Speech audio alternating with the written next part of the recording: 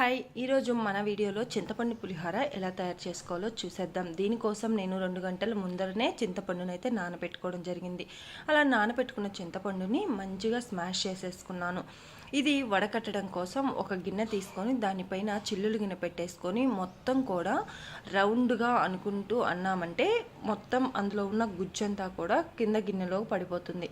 ఆ విధంగా మరికొన్ని వాటర్ యాడ్ చేసుకొని ఎక్స్ట్రా మళ్ళీ ఒకసారి ఇదే విధంగా అనుకోవాలి. అప్పుడు మొత్తం గుజ్జు కూడా వచ్చేస్తుంది.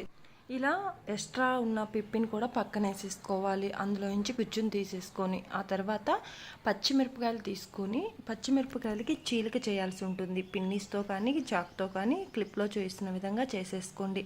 పచ్చిమిరపకాయలు పక్కన పెట్టేసుకొని మనం తీసుకున్న గుజ్జులోకి పచ్చిపప్పు, కల్లుప్పు, కొంచెం పసుపు, అలాగే కొంచెం ఆయిల్ వేయడం వల్ల ఏంటంటే అడుగంటుకోకుండా ఉంటుంది మనకి గుజ్జు.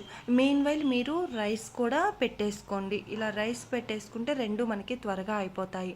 ఇప్పుడు ఈ గుజ్జు సగం కంటే ఎక్కువ ఉడికిన తర్వాత పచ్చిమిరపకాయ ఇందులో వేసేసుకోండి. దీని యూజ్ ఏంటంటే పచ్చిమిరపకాయలు స్టార్టింగ్లో వేసామంటే మనకి ఎక్కువగా ఉడికిపోయి స్మాష్ అయిపోతాయి. అదే మధ్యలో వేసుకున్నామంటే గుజ్జు ఉడికే టయానికి పచ్చిమిరపకాయ కూడా మగ్గిపోతుంది అన్నమాట.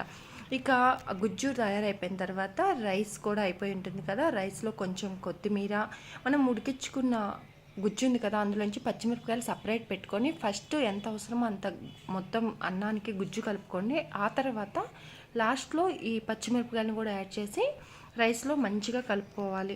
అప్పుడు పచ్చిమిరపకాయ ఏ విధంగానూ నలగకుండా మంచిగా ఉంటుందన్నమాట. ఈ విధంగా మొత్తం అన్నంలో కలిపిన తర్వాత కొంచెం పోపు కూడా మనం పెట్టేసుకోవాలి. మెయిన్ పోపే అండి దీనికి ఇంపార్టెంట్. పోపులో పల్లీలు, పచ్చిపప్పు, అలాగే మినప్పప్పు, జీలకర్ర ఎక్కువగా వేసుకోండి. అలా వేసుకోవడం వల్ల చాలా టేస్ట్ వస్తుంది పులిహోరకి. ఈ విధంగా చేసుకున్న తర్వాత మనకి ఎంతో ఇష్టమైన పులిహోర రెడీ అయిపోయినట్టే. దీన్ని పప్పుల పొడితో, బజ్జీతో చాలామంది ఎక్కువగా ఇష్టపడతారు. ఇక మనకి ఎక్స్ట్రా గుజ్జు మిగిలిపోయి ఉంటే దాన్ని ఒక బాక్స్లో పెట్టేసుకొని ఫ్రిడ్జ్లో పెట్టుకున్నామంటే 3 months వరకు కూడా స్టోరేజ్ అయితే ఉంటుందండి. ఎప్పుడు కావాలంటే అప్పుడు రైస్లో కలిపేసుకుంటే మనకి త్వరగా పని కూడా అయిపోతుంది అనమాట. టిప్స్ అండ్ వీడియో మీకు నచ్చినట్లయితే please like, share and subscribe.